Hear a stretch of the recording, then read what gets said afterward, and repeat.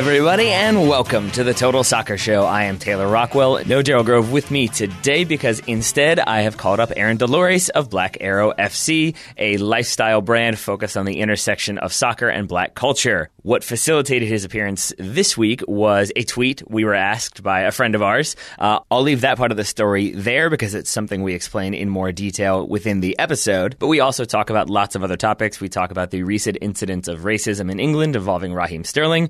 We also discuss the coded language that sometimes gets used by broadcasters and how that can impact the experience of watching soccer and the overall perception of the game. With that in mind, we also explore how the African-American community has historically perceived soccer, how that view might be changing over time. So with all that said, let's get to the conversation with Mr. Aaron Dolores of Black Arrow FC.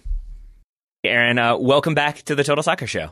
Hey, well, thank you for having me. And first and foremost, I just want to really give a shout out to you and Daryl for the show in general. I said last time I was on the show that I come from outside of the soccer world and really have just been on a deep dive and listening to your show. I mean, I've learned so much on a day-to-day basis, and not just from the information you guys give, but from the perspective that you take on the sport. So I appreciate it. Well, I appreciate, I guess, your non-soccer perspective because when we were hanging out in Atlanta this summer, you had some approaches to business when we were talking that were just sort of mind blowing. And we're like, oh yeah, that makes way more sense. We should do it like that. So that perspective is much appreciated by us. No problem. There we go. It's a mutual appreciation society. I like it. Well, so first off, I wanted to hear some more about what Black Arrow's been up to. Have you all been growing? Have you all been covering new topics? Are you sticking with soccer? What have you all been doing? No, we're definitely all soccer, so that's never going to change. Some of the projects that we've released, more recently was a video that we filmed in Panama, which was kind of talking about the culture of Panama and the country as they experienced their first ever World Cup. We did a big trip also during the World Cup where we had about 40 African Americans that bought travel packages to go to Colombia so that they could experience the country while Colombia was playing in the World Cup. So looking forward, we have an interview that we did with Kellen Acosta that's going to be released soon. We wrote an article for MLS.com about FC Cincinnati. And, we have a lot of kind of big stuff coming up for 2019. And I can't really say what it is because it's a little too early, but we're definitely growing. And forgive my ignorance, which maybe is something I'm going to say a couple times today. But what was the connection to Colombia? Why did you all want to go there for the World Cup? So for the one of the things that got me into soccer was during the 2014 World Cup. Me and some friends, just because we wanted to party, we're going to go to Brazil. But we figured that would kind of be a tourist trap, so we put together a travel trip to go to Europe, and we timed going to different countries. So we were in each country when they had their World Cup game happening. So we were in Croatia for the first game of the 2014 World Cup. It was Croatia versus Brazil. Watched the game in this, ancient Roman Coliseum right on the water. And that was kind of my first kind of experience as an African American falling in love with the culture of soccer and soccer fans. So for this World Cup, we wanted to, give people that same feeling. And obviously, instead of going to Russia, we had a travel company that has kind of a dialed-in itinerary of, playing soccer, volunteering, different cultural experiences that had everything already set up in Colombia. So we went to Cartagena, which is where the Afro-Colombian population is, to kind of, one, allow people to experience the country during the World Cup, and also to kind of start the education process, even for African Americans, about the fact that there are Afro-Colombians and what does that mean and what's their history. So we thought it was a good way to kind of break people's perception about what is black, what does it mean to be black. And do you think, would you all have still done that trip if the United States had qualified for the World Cup, or do you think you would have been more focused on like soccer in the United States? No, I think, you know, sadly, some of the more interesting like fan culture stuff happens outside of, you know, the United States. So as a brand that focuses on the intersection of soccer and Black culture, we very much see ourselves as doing the work to grow the sport. And in order to get, and specifically into the African American community. So in order to, you know, get people to understand why soccer is so amazing, sometimes you got to take them to Colombia. There you go. I was just trying to find a silver lining for the United States not going to the World Cup, was maybe y'all went to Colombia instead. But no, it sounds like there are no silver linings. It's just all bad. I can say that it made our business a lot more in demand because some of the conversations that happened after that were much more about how do we get rid of the pay-per play model, how do we target more African Americans as players. Although that's not necessarily what we focus on, is, you know, the technical part of the game. But if you want to get African Americans as players, you also have to you know, reach out to them from a cultural standpoint. And to go like with what you're saying about what you all focus on, it's been a while since you were on the show. I think it was like last May you were on with Daryl. Can you like refresh our listeners about like what Black Arrow FC is, why you started it, what the goals are there? Yeah, so it focuses on the intersection of soccer and Black culture. We see ourselves initially as like a lifestyle brand. So what I say is the quote unquote cool kids part of soccer. So kind of fill in the blanks on like what the NBA did with like hip hop in the 90s, or like and one mixtapes and stuff like that. And, you know, we kind of started it for a few reasons, which was one, to help grow soccer in the African American community, and also to, you know, start to tell some of the stories and narratives of Black people that haven't been told, not just to Black people, but to anybody. And, you know, do a lot of the work to show people that, hey, you know, soccer, if it isn't already a Black sport, can be. And oftentimes, you know, especially internationally, has been. So, you know, we kind of are also in the lane of, you know, using soccer as a way to connect the African diaspora, hence going to Colombia. So we create a lot of content about, you know, Jamaica and Ghana and Nigeria. And, you know, that's why we went to Panama, because of the big Afro-Panamanian community that's there. And there's 6 players in the MLS that are on the Panamanian national team. So, you know, creating those connections and, you know, not just aggregating the culture, but we see ourselves as like creating a new, you know, Black American soccer culture. Well, that's one of the main reasons why I wanted to have you on today, to talk about that, and to talk about, honestly, some heavier issues, is the best way I can find to phrase that. Because I did want to say, like, up front, that I was like kind of nervous about this interview because of, you know, we're going to talk about Raheem Sterling. We're going to talk about like media coverage and kind of maybe some of the racism that's there, and then maybe looking at American soccer as well. And I think conversations about race and society can feel a bit like a minefield at times. But I feel like it's a minefield that I want to navigate, because like I think there's a chance that I may ask something that seems obvious or ignorant, and I would like you to make fun of me for that. And you probably should, because I'm white, and it's like a very different perspective that I don't have. And so we just had a different approach to things, and that's why I wanted to talk to you about some of the stuff that has been, I would say, plaguing soccer. It seems more recently, but maybe not. So I just wanted to get that out of the way, because I don't know, like writing some of the questions, I found myself like overanalyzing and overthinking, and I was like, Aaron doesn't care. Just ask the question. For sure. No, I mean, I think one, it's important to have a space, you know, a quote unquote safe space to be able to like have these conversations, because if everybody's scared, then the conversation never really gets to the point where the good information and the good solutions come out. And with our brand in general, we see ourselves as like also a safe space for people to not know about soccer. I mean, that's been a big thing that I've, you know, I put myself in the role of being the sacrificial lamb to say, hey, I didn't know about Bocas and River until, you know, a week before the game. And I think to to say that that's all right, and now we can move forward and actually talk about it, is just like the way that we go out after things. So I said I wanted to get into heavier stuff, but I want to stick with that for a minute. Do you feel like jumping into it the way you have, like, does it give you almost a bit more freedom? Because, like, I do think that, like, I'll say for me, like, I probably haven't watched many maybe I've watched, like up until recently, I'd maybe watched one Super Classico in my whole life, and there is that feeling of like, oh no, but like I know about it. It's the most important derby in the world, and it's all very important, and blah, and like you can say important a whole bunch, but I still probably don't know that much about it. And I feel like if you're just jumping into it, it does maybe give you that freedom to be like, no, I don't know about it. Tell me about it.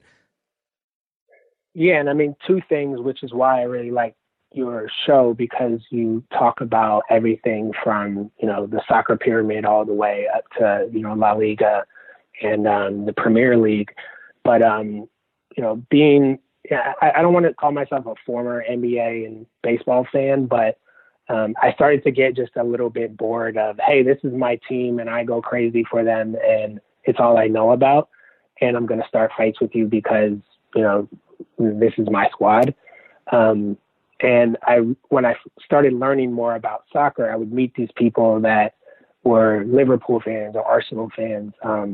And, you know, in my mind at that time, I thought they knew a lot about soccer. But then the more I learned, I realized that they don't know anything other than just their team, because that's all they watch. So I've been very much putting myself in the position of just wanting to learn everything that I can, because it's all valuable information for people that are looking to get into the sport.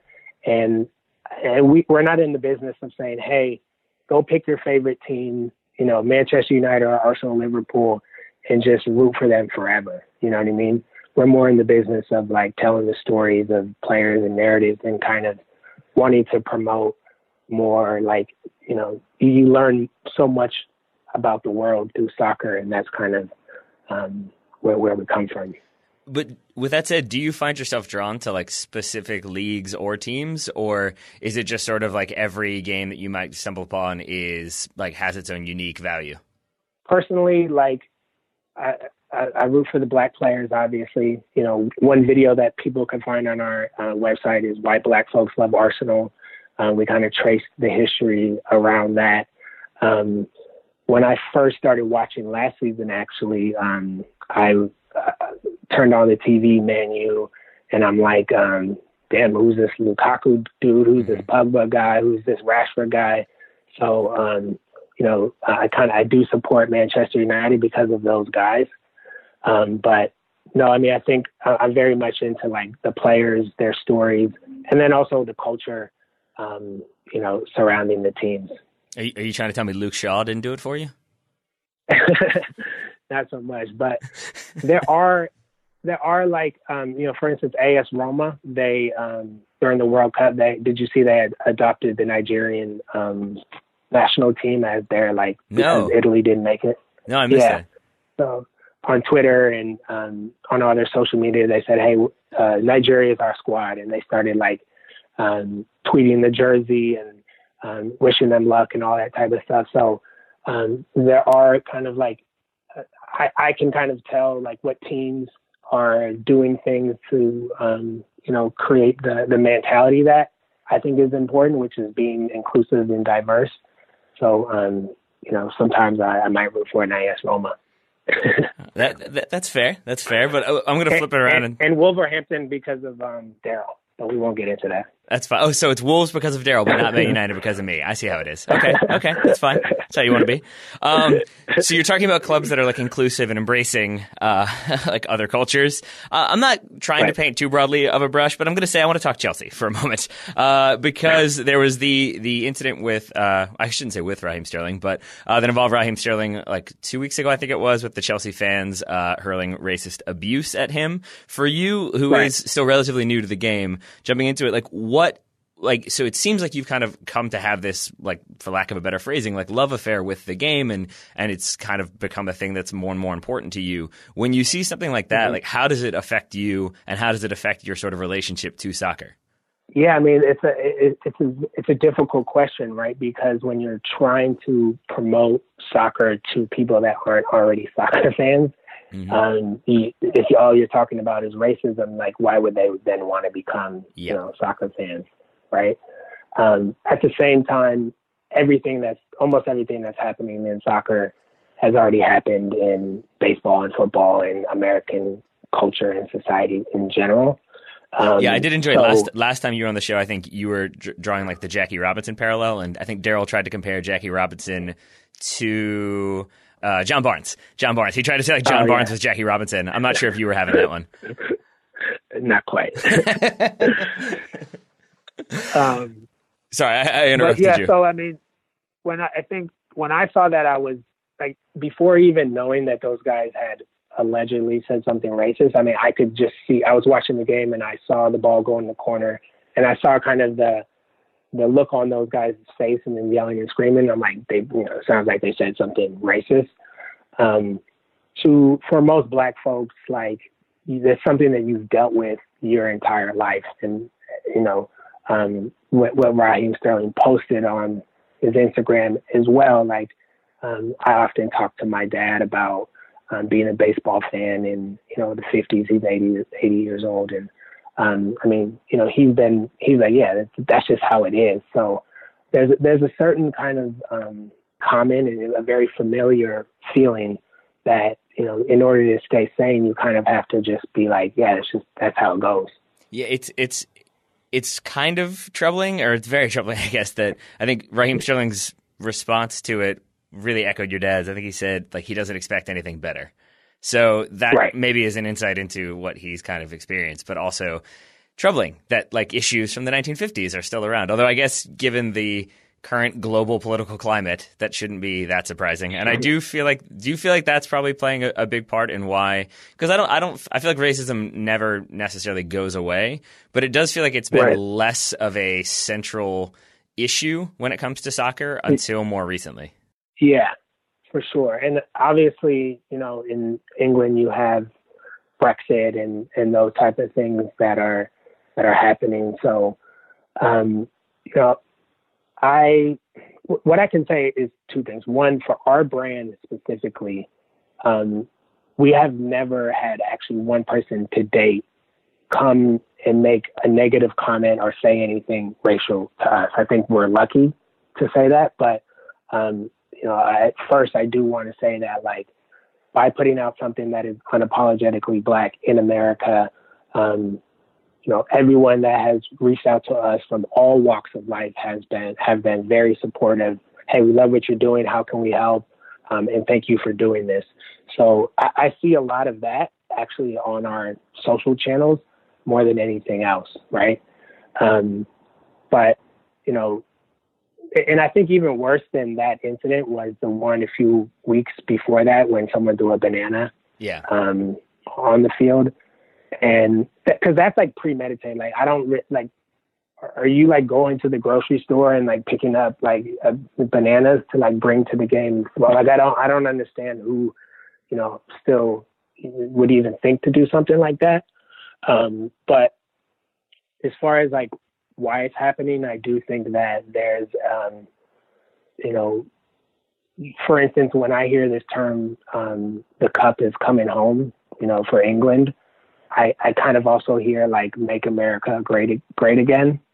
They're very different, but it's kind of like there's a far right kind of like we have to hold on to the last vestiges of our soccer culture. Yeah, there's an implication of it belonging. Yeah, because there's this idea there of, like, it belongs in England, which is not a way I'd approached it. Because again, it's like, that's my perspective. I am of like English descent. My podcast co-host is Daryl, who is English, and so to me, it's just more so like, Daryl gets to have the World Cup. That's exciting. But yeah, that is the kind of and that's like a separate thing that I wanted to talk about, was sort of like the language behind soccer, because to some it's innocuous, to others less so, and then to some it's just very obvious. Like, there's again with Sterling, there was the The thing that I think he responded to on Instagram with Tosin Adarabio and Phil Foden about like the way them buying houses for their moms was covered. And and like one was, oh, what a, you know, like it was the equivalent of like, oh, what a wonderful young man versus this, you know, hooligan who doesn't have the money is buying this house. And that's to your point about like the banana, that's the one that feels more premeditated to me. Like a person hurling ignorance is a person hurling ignorance. A newspaper sort of using coded language to me feels like a much bigger issue and frustration. For sure. And I think what Raheem Sterling did was really savvy, because if he had have just addressed the Chelsea fans, then everybody would have just said, okay, we have some bad apples, let's get rid of them, right? And he embedded into the conversation what he felt was influencing this behavior. And that accelerated the whole thing to, a much broader conversation, which more or less is like, if for Black people, that's just commonplace. We're kind of not used to it, but anyone that would suggest that doesn't happen, I think is means, because it's not happening to them. And I think like also, we have to remember that like Raheem Sterling is really good at soccer, right? If you were to imagine some guy who started off the bench in England in that, in this intense environment, like it'd be so much easier for a player to get blacklisted, if you're not that good. Yeah. And I think the other thing that I've been a lot more aware of is the difference between, Black culture in England and the U.S., because their Black is an immigrant story, right? And so you have a lot of Jamaicans and Nigerians and Ghanaians that come there, and they're coming there for presumably a better life, but they're not as embedded in the country's history as we African Americans are here. So they don't often have even the leverage to speak out or to address these things that we do here. Like I hear a lot of the soccer players are kind of not envious, but they like what the NBA guys get to do, because hey, LeBron gets to make movies while he's playing soccer, right?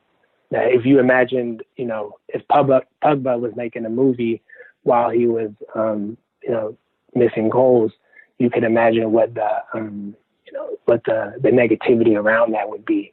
So it's also important to, I think about the fact that Raheem Sterling is British, right? So he came from Jamaica, but he's a British citizen, where Lukaku and Pogba and a lot of these other guys are not just Black, but they're coming from a foreign country. And that kind of ties their hands is when it comes to being able to speak out. They're often, they're scared, because the general kind of consensus is like, hey, you're lucky to be here, and I think that that's very unique to soccer, because the fans and the team are usually put above the player, right? Whereas LeBron's bigger than the Cavs, right? Steph is bigger than the Warriors. But it doesn't matter how big you are. You're never going to be more important than Manchester United or Liverpool.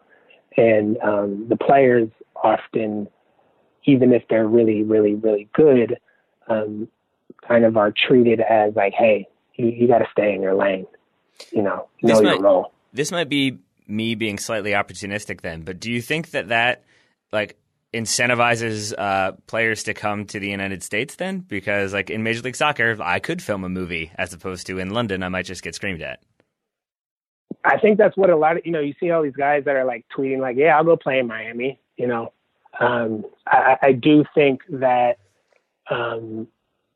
there's a show on Netflix called Six Dreams that it follows around. Have you seen it? It follows these guys and around La Liga, and it's 6 different teams. And, one of the players was talking about how as a soccer player, the fans don't ever really get to know who the real you is, right? So imagine if you are Pogba or Raheem Sterling, and you have Mourinho, you have the Premier League, you have your fans, and you have this organization. Oftentimes, the way that they communicate or share who they are to the public always has to come with some, tweak or some lens. They don't ever really get to just like let their hair down and be like, this is who I am, because they're always worried about who they're gonna, who's gonna be pissed off if I go out to the club or whatever, right? Yeah, that makes total sense. Whereas, James Harden can do whatever he wants, Yeah, because that's because it's also the case that because then if you're Raheem Sterling, not only do you already have to deal with people yelling at you, yelling racist abuse allegedly, but it's also the case that then what's the incentive to open up at all? Because if you're this wasn't him, but Arabio, if you're buying your mom a house and people are still finding a way to criticize that, then anything you say is probably going to be taken out of context and criticized. So then I imagine it then makes you want to pull further away from the spotlight, which then probably intensifies why is he pulling away? Why doesn't he want to be around? And I guess it does feel like there's probably no way to deal with that in a way that isn't increasingly and insanely frustrating. And imagine he didn't have those two screenshots of those headlines that were so almost perfectly connected to one or another, right? Yeah. I mean, there's almost not really a lot of wiggle room as to what that meant. So even if he had put out something a little bit more ambiguous, it might not have went off the way that it did. And I think he's not in the same place that he was last year, right? He has gone to the World Cup. He's gotten England, to the quarterfinals. And, I think that him speaking out the way that he did is based on the fact that he feels like he's dug in a little bit more, So and that's a very hard place to get to in England, right? Yeah. Pogba's coming off the bench. Yeah, well, we'll see if that changes given what happened today. We're recording this on Tuesday, so maybe now he gets to start again. We'll get back to my conversation with Aaron Dolores in just a moment, but first I wanted to tell you about today's sponsor, The Athletic. If you listen to this show, you're probably familiar with The Athletic, but just in case you're not, it is, as Daryl said on the last show, becoming one of the go-to places for breaking news stories, specifically about Major League Soccer and the U.S. national team, but also just long-form news pieces. There are great opinion articles in there. There's satire pieces. There's interviews. It really does have all of the various soccer topics you could want to read about, including ones that will make you strongly dislike Mike Piazza, unless maybe you really like Mike Piazza or are Mike Piazza, in which case it might not do that. But it's a great article by Robert Andrew Powell entitled The Passion of Mike Piazza, How the Midlife Crisis of a Baseball Hall of Famer Led to the Demise of a 100-year-old Italian soccer club. I would say his wife maybe also shoulders some of the responsibility there. She had a hand in some of the finances and day-to-day operations, including, it seems, the chaining of the club when the Piazzas left. She also referred to them as buying Pittsburgh. So make of that what you will. If you want something slightly less heavy, Daryl Grove has you covered, more or less. I've never heard dystopian fiction Daryl Grove before, but I have now, because he wrote about the future in 2035 and the 5 potential football club conglomerates that could counter the might of City Football Group and Red Bull. Quick word up front about that one. It's satire. Don't take it too seriously. I promise you Daryl Grove is not paid by the government of the UAE, nor anyone from Abu Dhabi, unless he is, in which case he's been holding out, and I'll join you in being annoyed. But in the meantime, you should definitely check out Daryl's article. He has a solid burn on the A-League in there, if nothing else. So you should check out those two, and if you want to check out any of the other amazing articles that are available for your perusal on The Athletic, you can do so, and you can do so at a discount. For the next 11 days, you can get 40% off an annual subscription to The Athletic by using the promo code TSSDecember at checkout. That's TSSDecember for 40% off a subscription to The Athletic. Thank you very much to the folks over at The Athletic for sponsoring today's episode. Now let's get back to my conversation with Mr. Dolores.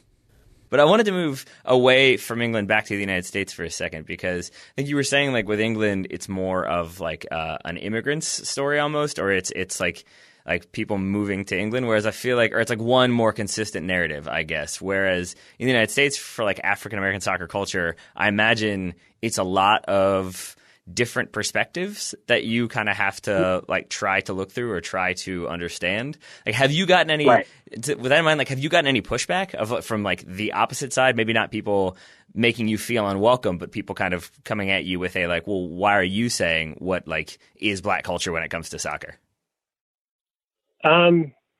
No, because I think our approach is always like, we're here to learn and we're here to educate.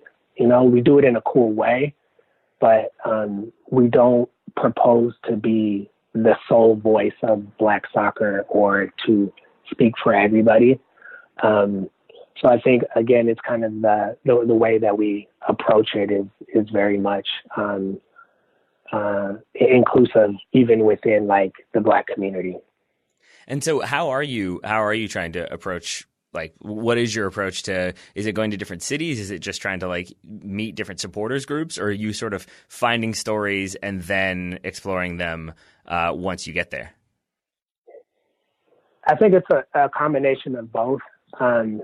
Finding, for instance, we're doing this article on Kellen Acosta, and this kind of relates back to the Raheem Sterling thing, where just from following really closely his career over the last year and a half, I kind of personally felt like there was a narrative that was being told about him that wasn't accurate to how good he actually is, right? And he had a tough stint at FC Dallas where he got hurt and lost his role, and obviously not qualifying for the World Cup kind of put him in this box of, hey, these are the guys that didn't make it.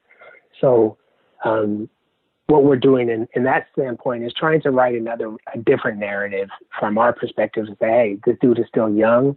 He's really good. He's Black. He's from Texas.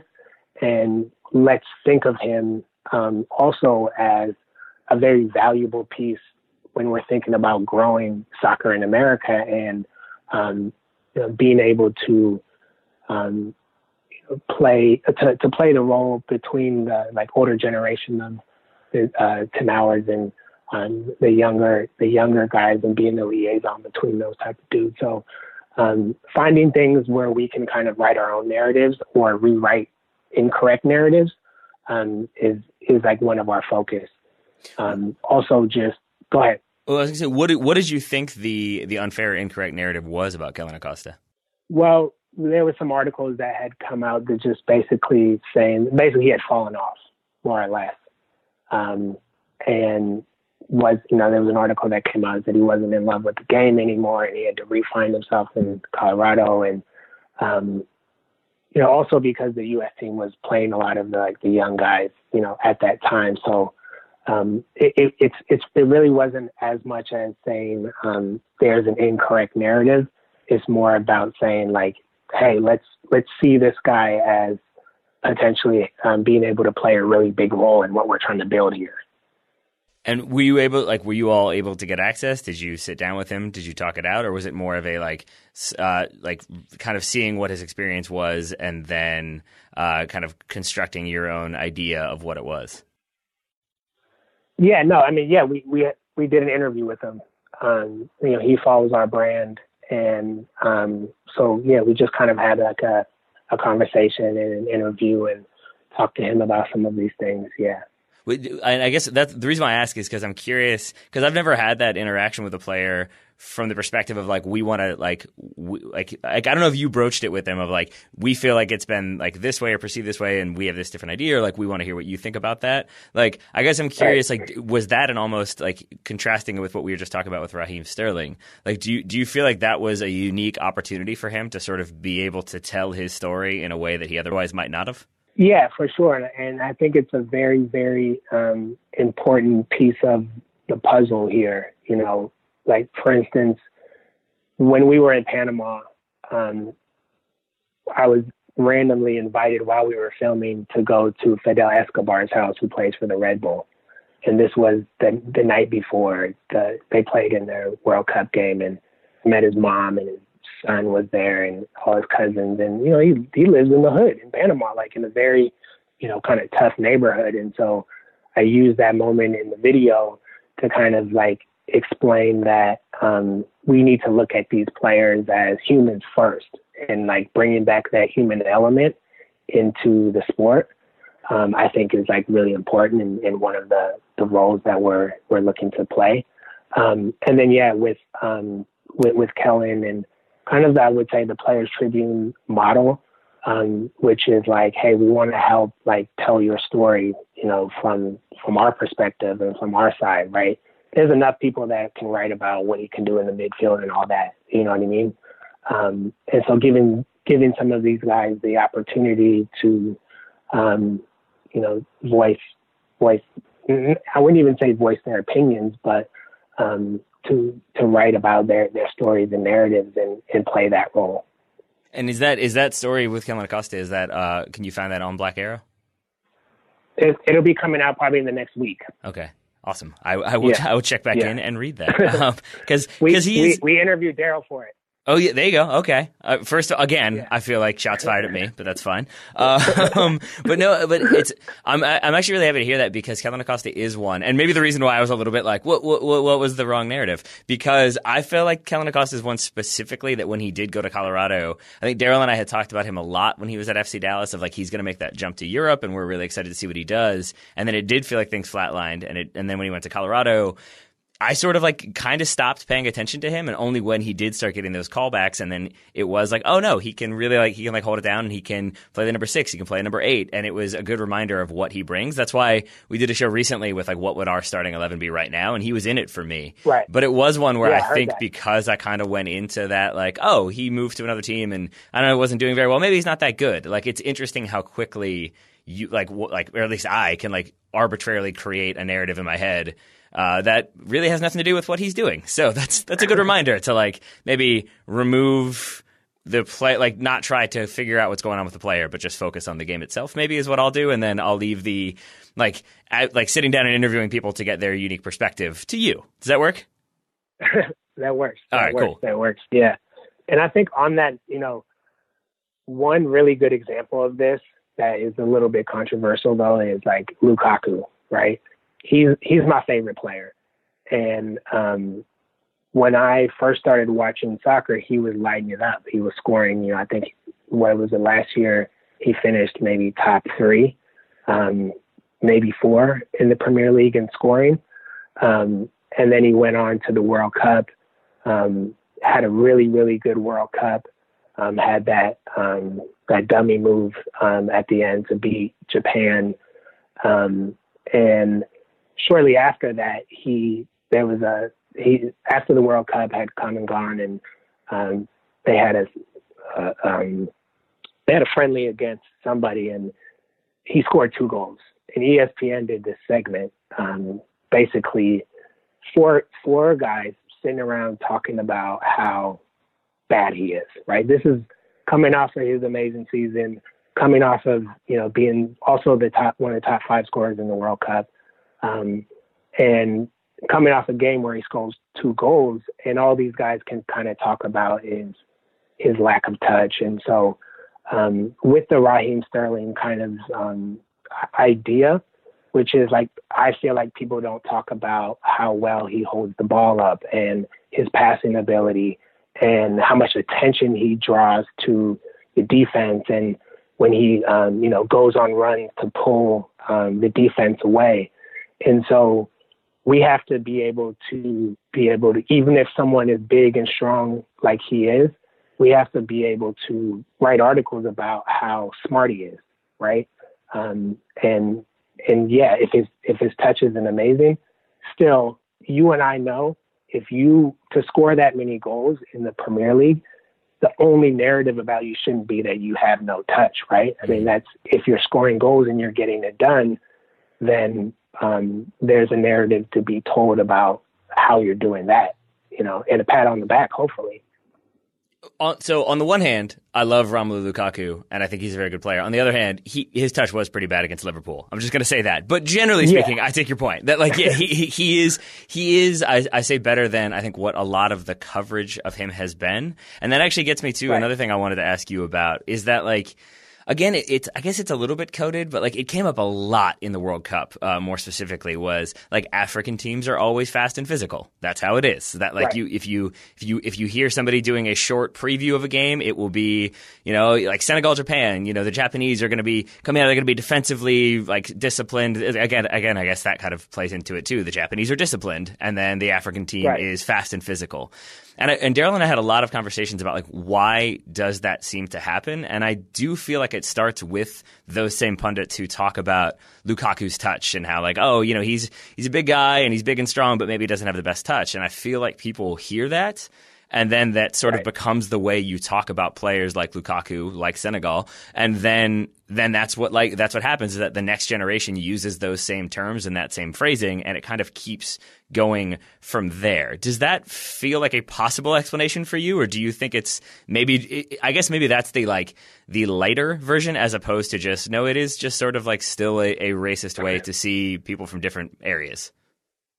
Well, it's obviously rooted in the older world version of like racism and colonialism and slavery, right? I mean, it's the same kind of idea, which is like you're wild, you're an animal. This is why they throw bananas at them, because they don't see them as like actual smart, intelligent people. We're often seen as just like beasts or whatever. So I think that definitely happens a lot.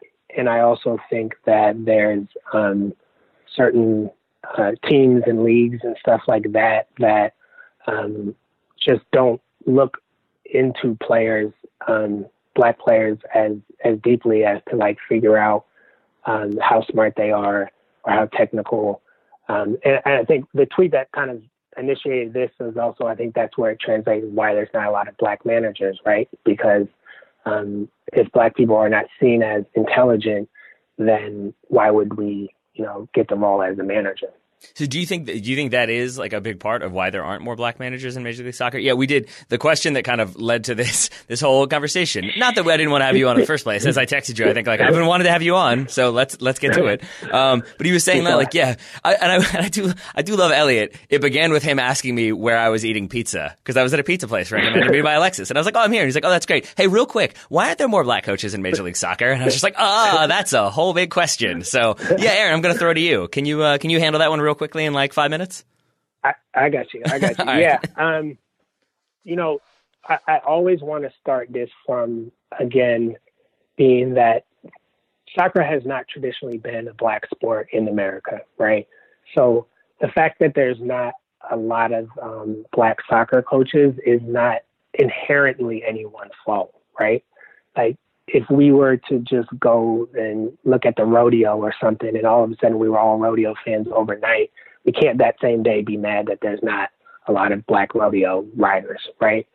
So I think that it is important to embed into the conversation the reality that black people have traditionally in this country been interested in the NBA, the NFL, formerly, baseball. So it's not necessarily always someone's fault, right? So there's that. The second part is that mentality that black players are just athletic and they're not very intelligent or smart or can put together good game plans. And that's definitely a very, I would say, big element of it. How you can kind of actually quantify that is a little bit harder. There is an organization called the Black Soccer Coaches Association, and they do a lot of advocacy work around helping black coaches get more opportunities. And they do have a lot of data to kind of show the discrepancy, right? I think the third part is essentially just the pay-per-play model, which is like not for the most part, but for a large part, black people can't really afford to go through the grind that it takes, unless you're a former player, to be able to become, a professional soccer coach, right? Because if you're an MLS coach, let's say you're getting promoted from, the USL or one of the other soccer pyramid divisions, like you're not making any money until that first day as your MLS coach, right? And Black people in this country traditionally just don't have the funds to be able to fight it through constantly in order to be able to, get to that point. So what do you think people listening or people involved in the like American soccer community, what do you think needs to be done? What can be done to make soccer like either more inclusive or to make it so that more people have access to the game? The reason I started the brand is because I felt like what I could help do is take this from a cultural standpoint, because I think the demand for the game has to increase in the Black community, which means the understanding and the awareness and why the game is so wonderful someone has to like do that work and teach folks. I think I was telling you in Atlanta, like if you have young kids and you have a nonprofit and you're teaching them to play soccer, if they're not really in love with the game, they're not going to put in the work that it's going to take to be a top tier, player. Right. I personally, prior to starting the brand, I was just doing a Google search to see if there was anything that had the term Black in soccer. And from a cultural standpoint, I didn't see anything. So I think the first thing that people can do is create what you don't already see, and rather than ask somebody else to do it, right? And I think that's one of the amazing things about soccer is there's all this room and this space for people to create, around the sport. There's, teams and supporters groups and, for instance, in baseball and basketball, all that stuff doesn't really exist. And I think in soccer, you really, especially in America, still have the opportunity to influence soccer culture and soccer in America. So, I encourage people come to me all the time, like, what are we going to do? What are we going to do? I'm like, I'm doing it. You want to roll with me? Yeah. I was going to say, when I asked that question, I should have just ended with like, should they just like follow you, subscribe to you? Is that how we should do it? All right. That works. That's a good step. But I also wanted to go back to like, when you talk about like increasing the awareness and understanding of the sport within the African-American community, from your experience, from what you've observed from the people you've talked to, like what is the perception of soccer amongst the African-American community in the U.S.? Okay, good question. So I'm from Oakland, California. Here we're growing up, saw soccer as a recreational sport, right? So there's no big stadium here. You're not seeing 40,000 people roll into a stadium every weekend. So I never really, when I was young, although I played soccer, I never thought of soccer as a professional sport. I just saw it as something that you did recreationally, like ping pong.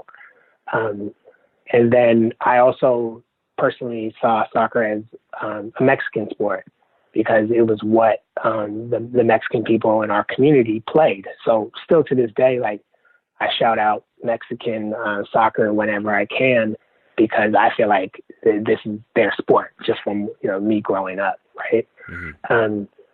The other perception is that it's a middle class sport, it's a suburb sport, it's a white sport, and then you have, I think, to a lesser degree, but also still a lot of in the Black community, this, it's a sissy sport, that goes back to like the Jim Romes of the world, who I really like Jim Rome, by the way, but he always talks bad about soccer. If you're, I think he said he would disown his children if they played soccer. So there you go. Yeah, for sure. So, the diving and stuff like that, like you'll see a lot of complaining around that, right? So the fact that it's not kind of a manly sport. So these are a lot of the things that we try to flip around on people and show someone like Lukaku and say, hey, like, look at this dude, look how physical he is. Or if the perception is that it's a white or a Mexican sport, we'll say, hey, let us teach you about the Kellen Acostas of the world, or the Nigerians, or let's talk about the fact that Pele was Black, or let's talk about the Afro-Colombians. So when you're showing, when we're showing folks people that look like them, that not only are currently playing, but also have a long history in the sport, I think it starts to like break people's perception. Other tactics are like the fashion element of it. So like the jersey culture.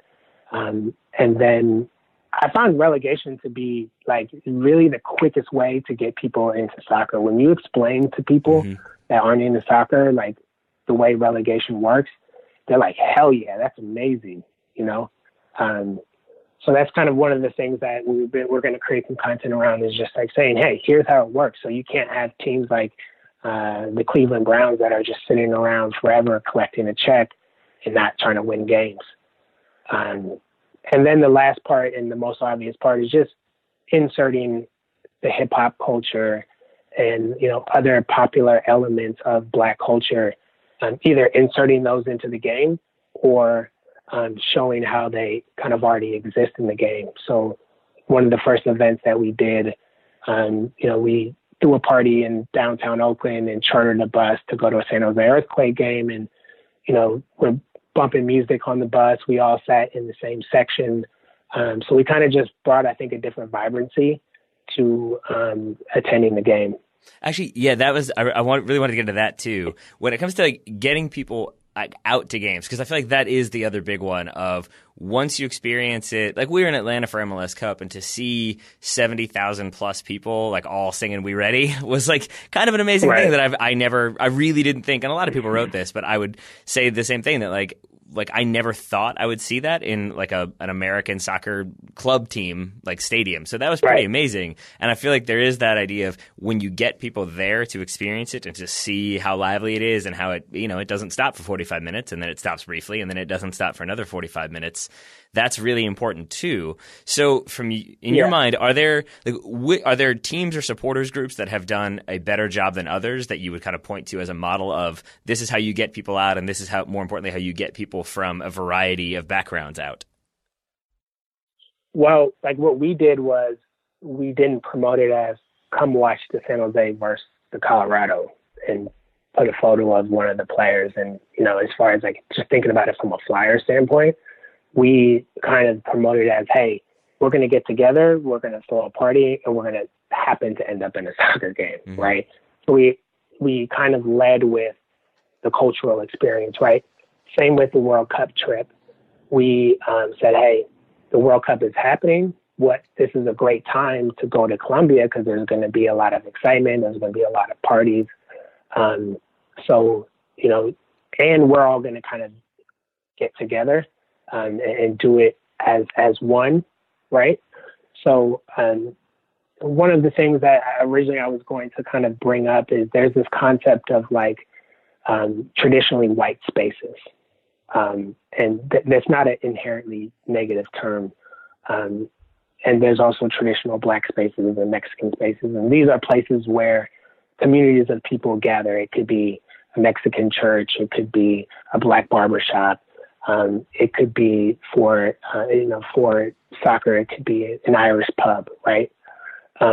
So when Black people have to go into traditionally white spaces, it takes a little bit of coaxing or, hey, let's go into this together. And soccer is not necessarily that by application in the stadium, but the perception of that is there. So trying to liven it up a little bit, increasing the music and the culture and the food and the smell and all of these things that just make it feel more diverse, which I'm sure you saw that in Atlanta, right? Yeah, and absolutely. I say that to say that I think that's a way to get some of the racism out of the game, right? Because you wouldn't throw a banana on the field in Atlanta because you wouldn't feel comfortable doing it. I mean, right? I would probably not throw a banana anywhere, just to clarify. I just want to get that on record. But no, I definitely will also not do it in Atlanta. That is true. Yeah, so, you know, there's a new Atlanta United has a bunch of supporters groups. There's a footy mob. Yep. There's a new one that's called For the Culture that has just popped up, and I, very close with those dudes. There's a new Black supporters group for Chicago Fire called Black Fire. And so I think you're starting to see a little bit of the to answer your question, like the organization, by or almost creating a union for Black people so that we can say, hey, we are part of the soccer community. We're intersecting with it, but we also have our own spaces that we get to tailgate the way that we want or attend games the way that, we like to do things. And I think that's a very, very positive thing. I encourage anyone, my girlfriend is Korean, so she likes to watch Sunny and she's a Tottenham fan. I'm like, hell yeah, let's learn about some other Korean players, For a minute, I thought you said. Sorry, for a minute, I thought you said "sunny" as in like it's always sunny in Philadelphia, and I was trying to figure out that connection there. Now I'm with you. Now I got you. Okay, cool. Yeah, I think it's like the more people that are creating of their culture in soccer in America, the more rich and inclusive it's going to be. All right. Now this is like a. I don't know, maybe this is like just a very me-centric question, but like the thing that I worry about then is like, so say like the Richmond Kickers here in Richmond, like the local team, say I wanted to bring somebody who's not like a Black person who's not like really used to the soccer culture at all. My fear is going the opposite way and like almost otherizing by being like, you doing okay? Like, is this okay? Is this weird? Is this weird? And like, I feel like if you're constantly asking a person like, are you okay? The implication being that like there's a reason not to be. It's sort of like, I don't know, that's where I get in my head about like, now am I going too far? Am I like correcting too much? Am I making it too weird? And I guess basically I'm looking to you to say like, what is the way to do that? Like if I wanted to bring you to a Richmond Kickers game, is it basically just like go to a Richmond Kickers game and then trust Aaron to like be his own person and maybe not need me to check on him every 5 minutes? Yeah. I mean, I think what you're saying is very, very important. And I think that we have to believe in first of all, I'll speak for Black people. We have to believe in Black people's ability to get through that awkwardness, right? Because we experience that in various walks of life, not just in like soccer, And so for our brand, it's like we're not always saying, hey, we're going to go be received by another Black culture. We're saying like, hey, we're going to walk into somebody else's, situation or domain, and that's okay. We felt a little bit of that in Colombia, like, all right, we're here, we're Americans. But then everybody left and now all these folks are wearing Colombia jerseys and, so I think being able to get through that awkwardness and just believing in both sides' ability. And if it's uncomfortable at first, like getting through that is what then creates the connection, and like I've done that a lot where originally going to soccer bars, like I'd be in these bars with these Irish guys and kind of walk in and you're like, okay, what's going on here?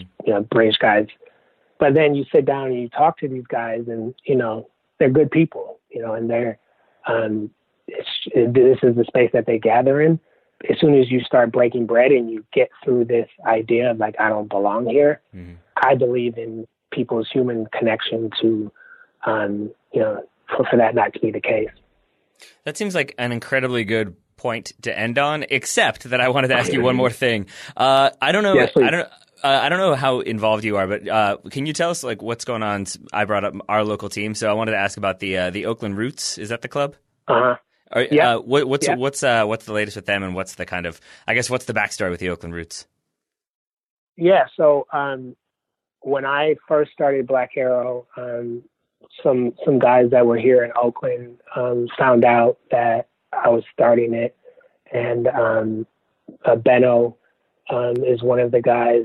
And, he just kind of sat down and said, hey, look, we want to bring professional soccer to Oakland.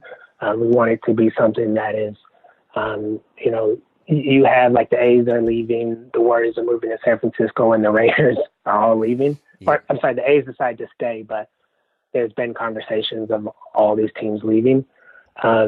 So, I was just like, hey, these soccer guys are a little bit crazy, but they like what I do, so I'm just going to work with them. And, they were making a lot of introductions for me as well, being new to like the soccer business and the soccer space. So we just kind of started building together, and, they started to raise some money, and I think are figuring out kind of this crazy world of the soccer pyramid. But it looks like we're going to be launching. I don't know that the actual league has been decided, but it looks like they're going to be launching next year. And so I have a small stake and role in that, as well as also I'm a part owner in a new sports bar in Oakland where we're showing soccer and kind of bringing, I think, this inclusive version of soccer culture where it's not just one supporters group. Like, we have all the big five supporters groups coming in, but then we have people that come in for Barcelona games and Bayern Munich games and different World Cup games. So in both of those, like, Oakland is a very diverse place. And I think there's kind of a hotbed of what the future of American soccer culture could look like happening here in Oakland. All right. And what's the name of the bar? The Oakland Roots. Athletic Club Oakland. Okay, Athletic Club Oakland and Oakland Roots. So support both of those if you're in the area. Go by. Is that where you tend to watch games? Mm-hmm. Yeah. Okay. Yeah, we're open 7 a.m. every morning. Wow. Are you there 7 a.m.? Yeah. I get up. That is a commitment I would not be willing to make. We were out on the West Coast for Christmas. My wife and I were like 4 years ago or so. And I remember I was talking, like, my old coach runs a bar out there, and I was talking to him. I think Man United were playing at like it was like, the 7:45 kickoff on the East Coast. And I was like, yeah, I'm going to wake up for it. He was like, it's 4:45 here, right? I was like, oh, I'm not waking up for that. So credit to you for waking up at 7 a.m. for those. Yeah, for sure. And two things that, or one thing that I'll do is we have a lot of people that reach out to us and say, like, one, like, how can we get involved with you? But also a lot of people that want us to do like a soccer academy or a nonprofit, or people that will ask questions about like Black soccer coaches and stuff. So we kind of compiled a list of if people want to get involved in, the Black soccer version of American soccer. What I'll do is I'll put together like a link on our site so people can find these organizations. Maybe I'll put a contact in there so that they can hit them up. If anyone wants to get involved, I would definitely encourage like reaching out to us or reaching out to them. Absolutely. Yeah, that'd be great. And then I'll include links to Black Arrow and the Oakland Roots in today's show notes just so people can get to those pretty easily. Thank you. I appreciate it.